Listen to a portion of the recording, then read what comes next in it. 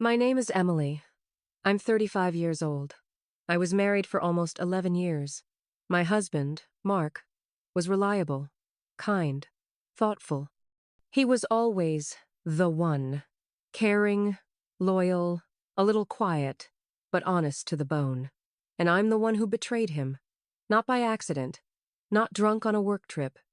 I cheated fully aware of what I was doing. And this isn't a story with a clean or easy ending. I want to tell my truth. Not to justify myself, there is no excuse. But maybe someone will hear this and understand how slowly and painfully families fall apart, not from huge fights, but from small, daily indifferences. Mark and I met when I was 23.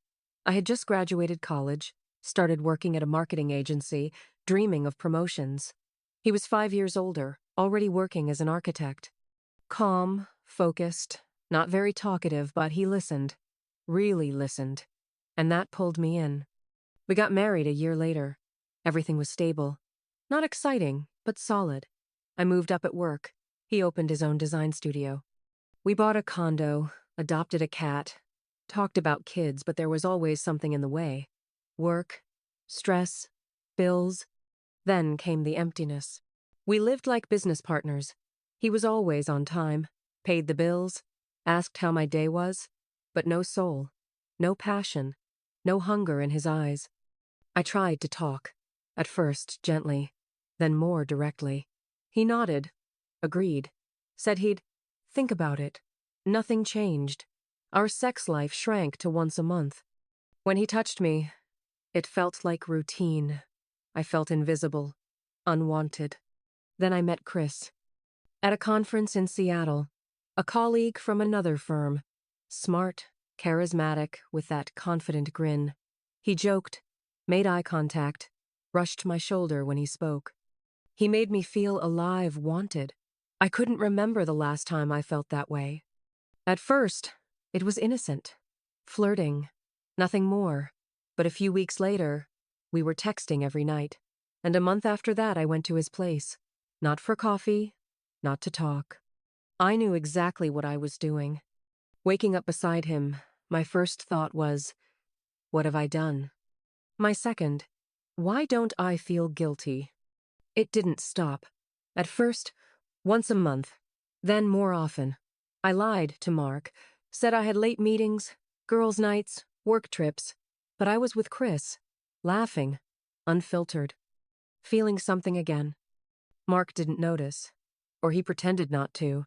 He was the same, reliable, quiet, looking through me, never asking what had changed. One day, Chris asked me, "Are you going to leave your husband?" I didn't answer. I didn't know. I didn't want to leave Mark, but I couldn't keep living this lie either. Then it happened. Mark found out. I came home late. He was sitting in the kitchen. On the table, my old phone. I hadn't used it in months, but it still had photos, messages. One night, Chris and I took a few pictures together. Just for fun. I never deleted them. Mark had found them.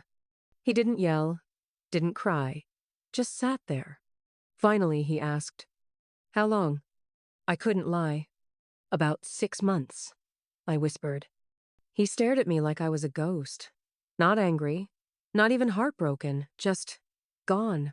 Like the woman he married had vanished, and someone else sat in her place. He got up and left. The next day, when I came home, his things were gone. 2 days later, he texted me, "I don't want to see you. I'll sign the divorce papers. Don't contact me." That was it. My life shattered. Chris? He ghosted me a week later. Said, "I wasn't looking for drama." Of course not.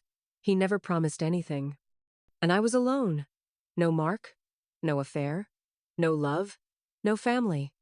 It's been 2 years. Mark never forgave me. We haven't spoken. He moved to another state, I heard, through mutual friends. Opened a new studio. Is he happy? I don't know. I just hope he is. I think about it often. Could I have saved our marriage? Maybe if I had spoken louder. Maybe if he had listened. Or maybe we were two people who got too comfortable, who forgot how to see each other. I won't defend myself. I cheated. and I paid for it in full. If you're listening and thinking you can live a double life, you can't. The truth always comes out. And when it does, it doesn't just destroy the person you betrayed. It breaks you, too. Because betrayal isn't one-sided. It burns everyone it touches,